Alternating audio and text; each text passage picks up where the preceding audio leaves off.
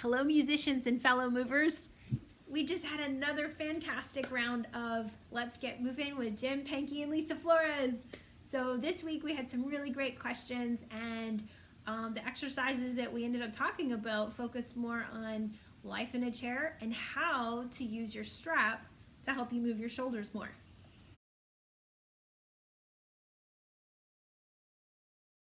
Today we're going to explore more shoulder movement that you can do with your instrument strap. So what I'd like you to do is to take it off your buttons.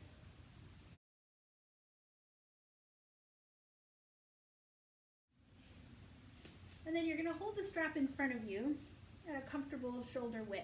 You're going to reach your arms up overhead and bring your arms to the left, reach behind you, over to the right, and down in front.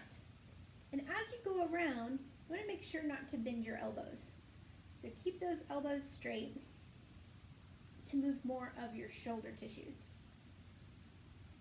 And then you'll go the other direction. Now from the side, what I want you to pay attention to is your spine. So it can be fun and feel good to get your whole back moving, but then make sure you do a couple of rounds where your rib cage stays stable.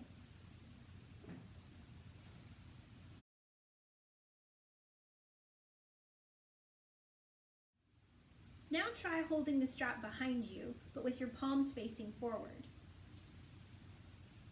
about hip width apart. And you don't have to hold on too tight. You're just going to reach your arms up and overhead.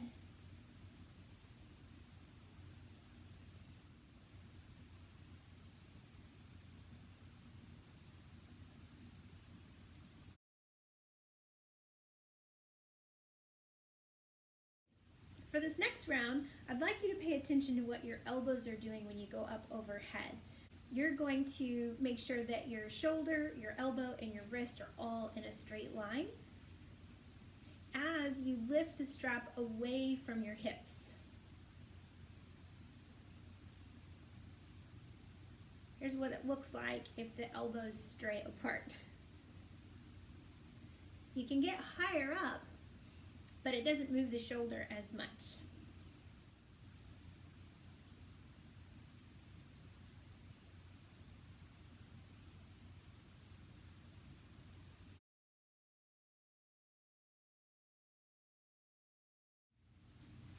This next exercise is to help you stretch your back or to get your instrument over your head. You're going to toss it behind you and hold on to the short end, the long end's draping behind you. The back hand is going to hold on to the strap in one place and give it a gentle tug so that you can stretch this top arm. Now the top arm, it's going to want to go out to the side like it just did.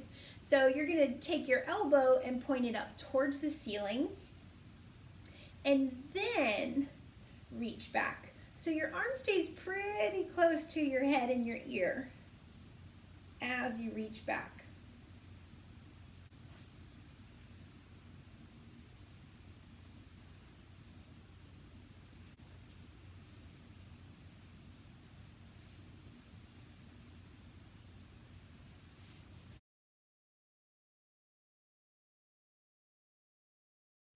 In the last video, we did a lot of stretches and exercises for the hands and the fingers. Here's an extra one you can try. You're going to interlace your fingers and press your palms towards the ground, but especially the knuckles so that you get a nice curve. You can also try it with your palms up, spread out those thumbs, bring your elbows down by your side, and again, bring those knuckles up towards the ceiling. There's another version of that that involves the shoulders too.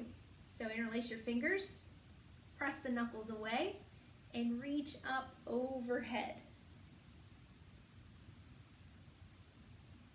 Be sure to try another round of each of those, lacing your fingers the other way. It'll feel really awkward at first.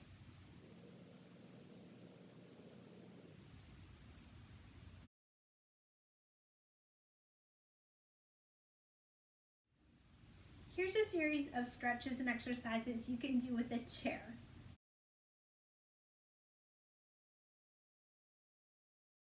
So holding on to the back of a chair, or a countertop, or a couch, whatever you've got, you're gonna walk back and then lean your hips back so that your torso drops through your shoulders.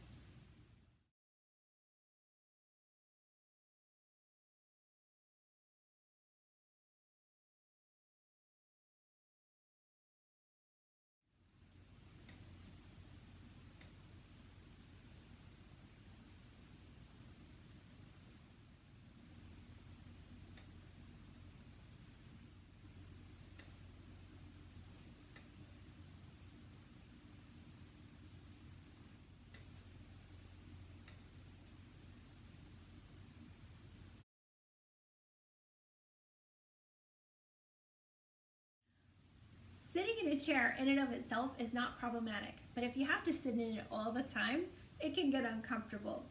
To help you move more in a chair, I want you to think about your spine. It can flex, it can extend, it can side bend, and it can rotate. Having that in mind, here's some exercises I'd like you to try in your own chair.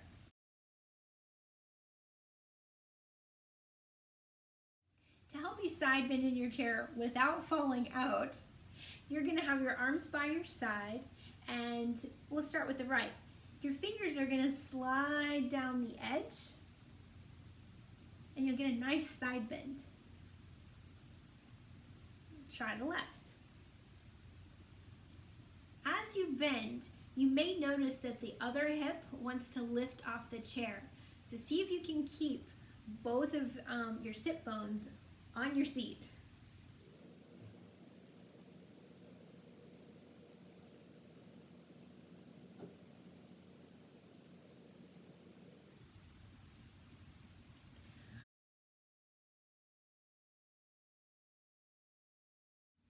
You've probably done a spinal twist where you reach around and crank yourself into a twist. We'll do something a little bit gentler that uses more of your trunk muscles. Your sternum is going to turn you into the twist, and when you've gotten in range, then you'll rest your hands to give yourself a little bit more and breathe there.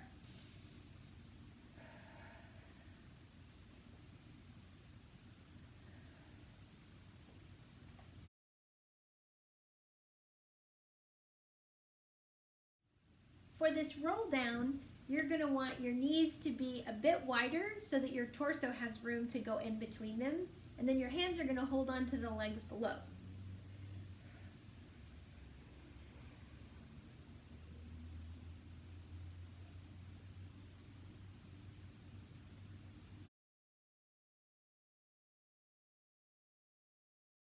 If you're someone who gets a lot of tension in the tops of your shoulders, you might be surprised to get some relief through the front of your neck. It also helps with neck tension or jaw tension. So see these collarbones here? You're going to place a hand just either right on top or right below, and you're going to drag down, not pressing back, but just dragging that skin down, and then reaching your neck around. You can probably see that line of tension.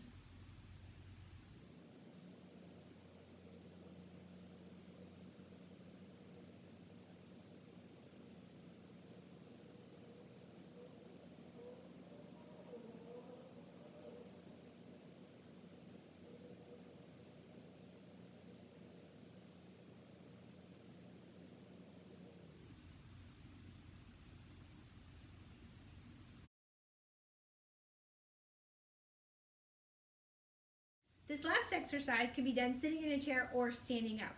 And what I want you to do is give yourself a great big hug. Wrap your arms around you. Make sure that your fingers are pointing towards the other fingers. And then take a deep breath in and out. Hug yourself a little tighter.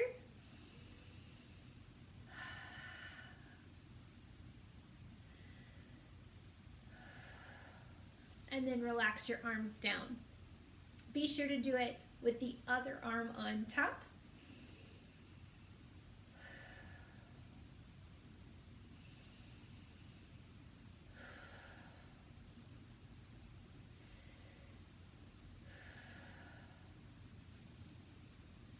Thanks everyone.